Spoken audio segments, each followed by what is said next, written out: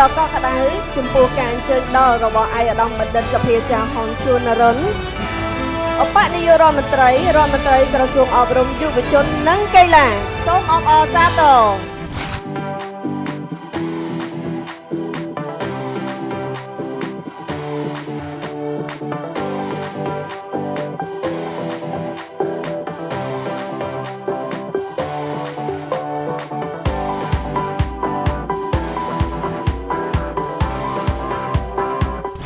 ចឹងក្នុងនាមជាអ្នកអប់រំយើងទៅបដិញ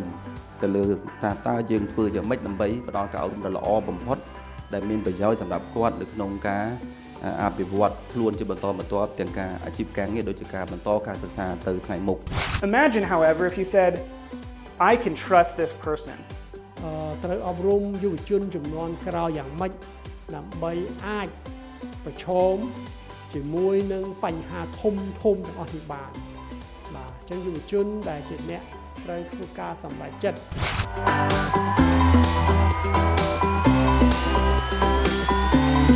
បាទអញ្ចឹងអាជំនាញទុនដែលយើងនិយាយ10មិញហ្នឹងគឺ Leader U គឺជាដំណោះស្រាយសម្រាប់លោកលោកស្រីនៅក្នុងការភ្ជាប់រវាងទីផ្សារការងារជាមួយនឹងកម្មវិធីរបស់លោកលោកស្រី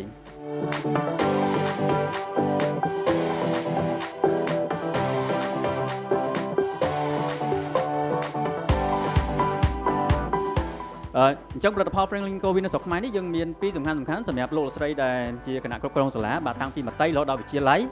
អានេះគឺជា product Leader and Me អញ្ចឹងវាជាកញ្ចប់កម្មវិធីសម្រាប់បណ្ដុះបណ្ដាលជំនាញអារម្មណ៍ហើយនឹងសង្គមនឹងផ្ទាល់តែម្ដងបាទហើយដូចវាគ្មិនគាត់បាននិយាយសប្តាហ៍ថ្ងៃនេះគឺយើងប្រើប្រហែលជា 8000 សាលាអញ្ចឹងអានេះគឺជា